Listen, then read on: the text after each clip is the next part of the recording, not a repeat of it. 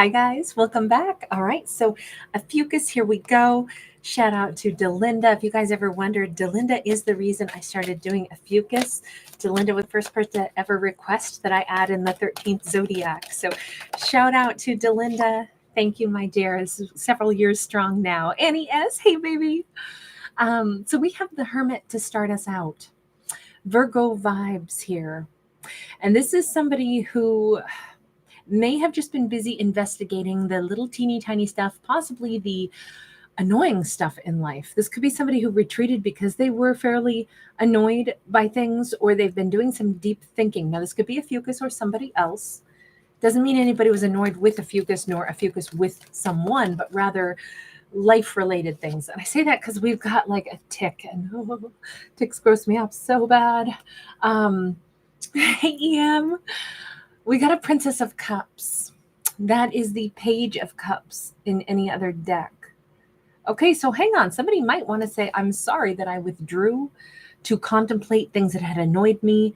I'm sorry that I got so in my own head. Look, there is a time where the Hermit's journey is so that we can, go internal and we can find answers that we need to find, or if we're overwhelmed or burdened or wounded by life, and we go, I'm shutting down. I need to just withdraw. Too much is pissing me off right now. And I think that's like an understandable like act of self-preservation where it's like, I need to withdraw. I need to catch my breath. And I can't do that if people are around me all the time. I don't think that withdrawing has to be considered a selfish act. I think it is like mental health, like we all got to withdraw. I mean, I'm an introvert by nature who has to withdraw to kind of replenish my energy. And it's not because I don't like people or love people. It's just I am a quiet person or a shy person who has to force myself to not seem shy. It takes huge energy and then I kind of have to replenish. And so it's just kind of it's not about anybody. It's my own like, weakness, we'll say. Um, and so we got to take care of what we have to do.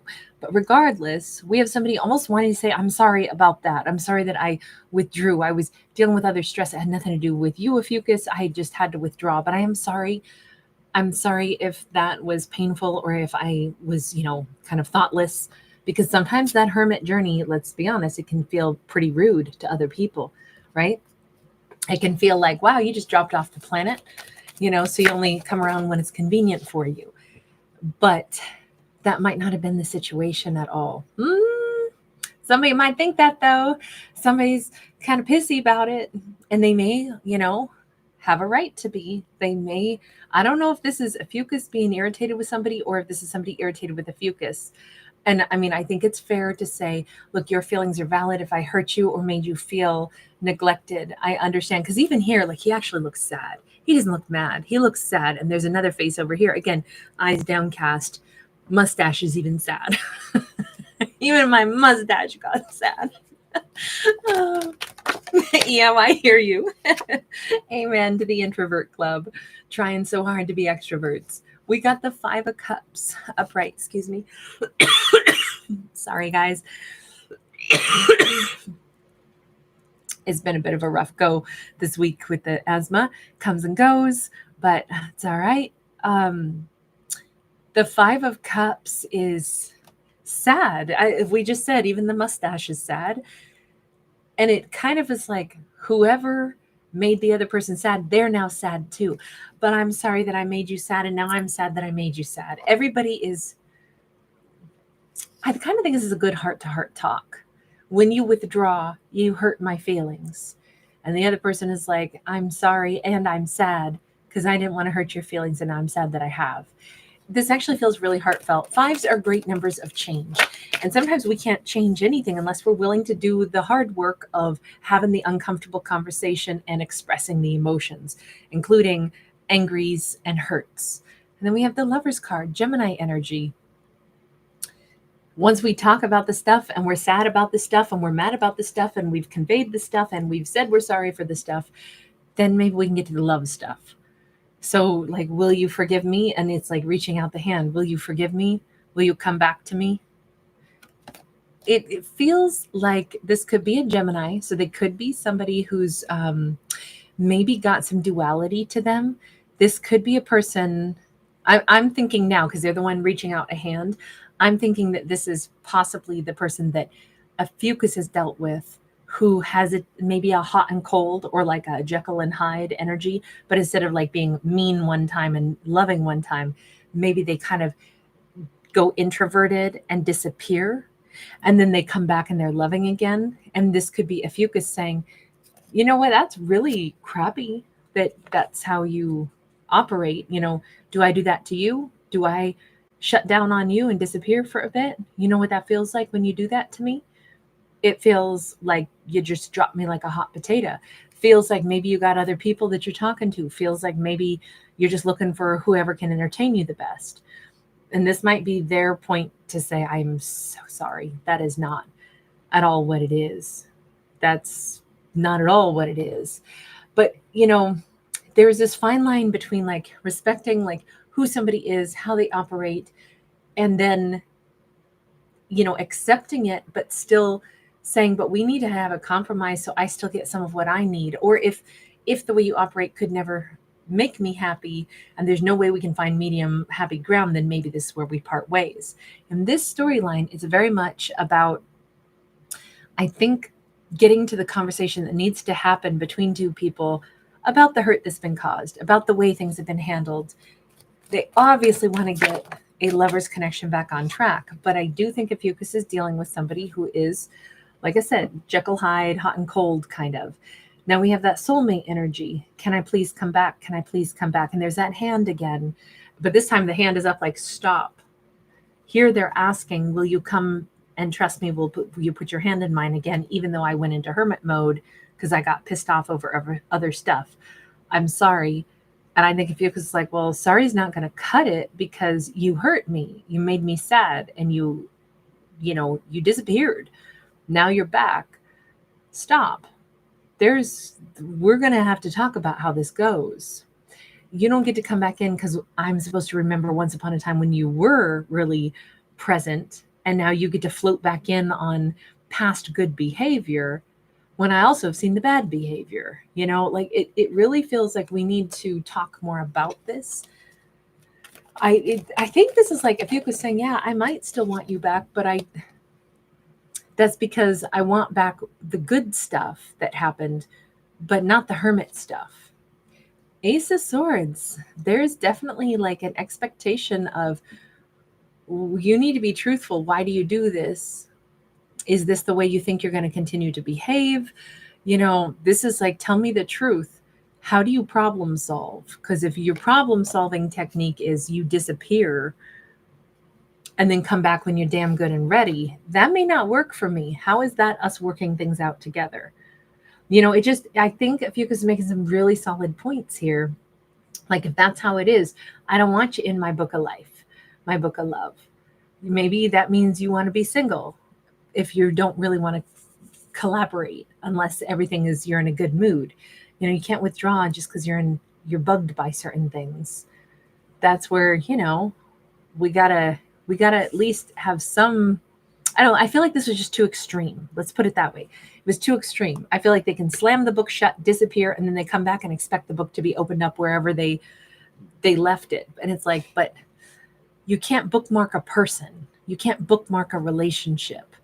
Ophiuchus isn't a book that you put on a shelf and come back to read it again when you're damn good and ready.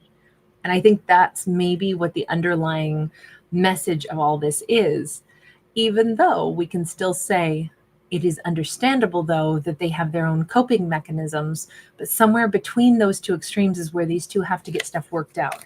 It seems like Ophiuchus is not just letting this person pop into their life and just be a part of their world right now. Princess of Swords upright. This is Ophiuchus saying, I need to figure out how you operate. I kind of want to watch. I kind of want to learn about why you do it this way. You got to tell me the truth. And I got to know, do you understand why you do it this way? Or is this just self-indulgent behavior where you just come and go as you please like a cat? This is not to be rude. I know I'm sounding pretty blunt in this. I just don't know how to choose my words any more softly. Yeah, Ophiuchus is kind of putting them on, we'll say, Probation. Like, you know, when you first get hired at a job and for the first like 90 days, everybody is like checking to see how does everything like work out. Is this going to be satisfying for me? Is this going to be the way I want things to go? Am I getting what I need? Am I understanding why you operate the way you do? You know, there's such a fine line between honoring how people operate, understanding how people operating, finding common ground, making sure both characters, both partners are able to like support each other, give each other space. Or is it that, okay, so I get left whenever you feel like it, you disappear on me, and then you come back in when you're hungry, and I'm supposed to act like everything's fine. You've been gone. I don't know where you went, but now you come back and now you want to be with me again. And I'm supposed to open up the book wherever it is. Like that, those are the extremes, right? And that's the part where I think Ophiuchus is like, I think we could get this on track, but I would have to kind of like slowly see how this goes.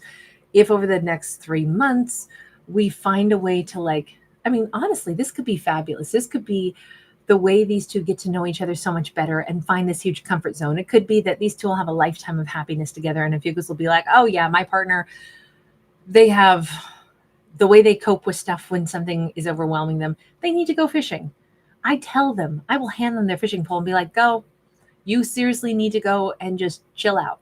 You know, it could be that Ophiuchus and this person could develop this amazing rapport and this deep understanding. Like, I get it. Those are your coping mechanisms. I know that you're not like leaving or that you're selfish or that you don't care about me.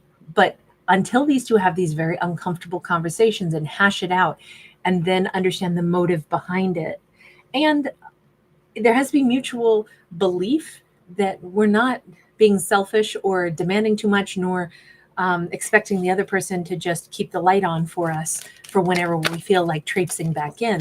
As long as there's like that mutual understanding, I think this could work great, but it's going to require a lot of conversation, 8 of Wands. And it's going to be back and forth conversation. We see horses running this way. We see bicycle riders running the opposite way. These two have to be good, active listeners and communicators. If they can do that, this could work out fabulously. I think it's like you can't shut somebody out completely that you say you want as a soulmate. You can't just shut down wholly and completely on somebody and without explanation or without that rapport and that full comprehension of who they are, who you are, what the relationship, you know, they got to have the foundation of trust. But they can build that possibly now better than ever because they already went through kind of like a hiccup.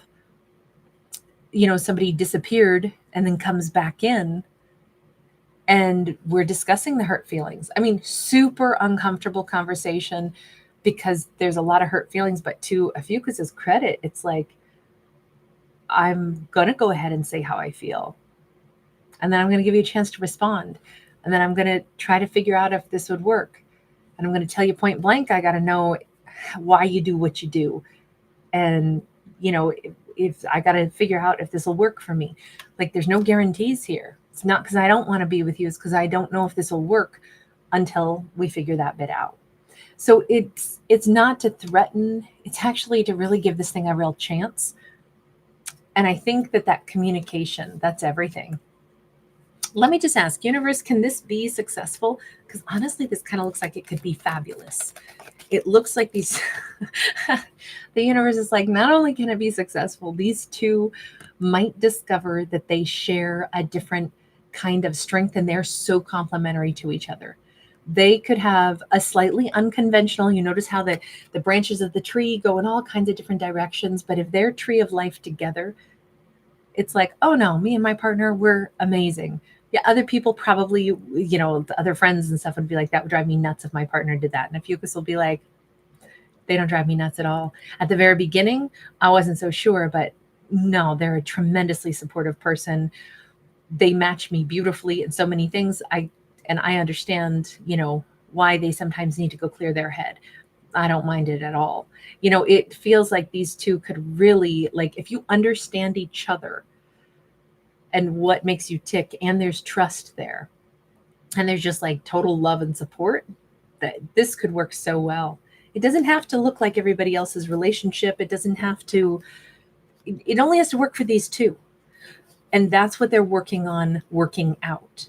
Can this work? There's a lot of works in that. All right. I am rooting for these two because it really does look really nice, actually. You guys, thank you so much for being here. Yes, Jay Ginger Rich. I so agree. Well said. EM, thank you again, love. SLH0714. Great to see you, darling. Delinda, it's my pleasure. Thank you so much. Cherry Coleman. Stephanie D. Annie S., you're first in the house. Thank you for popping by, love. All right, you guys. Oh, EM, I'm so with you. Yes, I know. Even the word tick makes me start to itch.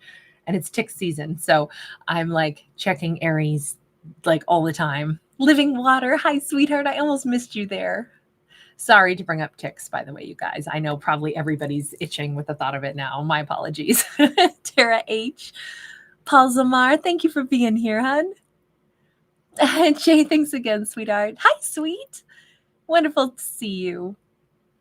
All right, you guys, take care. Hopefully I'll be able to release the Aries video, and then I still have to get a Scorpio video out, and then we'll have all the zodiacs will have had 2 videos this week. Next week, I'm going to aim really hard to try to get a 3rd one for Gemini if I possibly can. And tonight, if I can swing one more Libra, I will. All right, you guys, take care. Bye for right now. Lots of love, and thanks for giving it a thumbs up. Bye.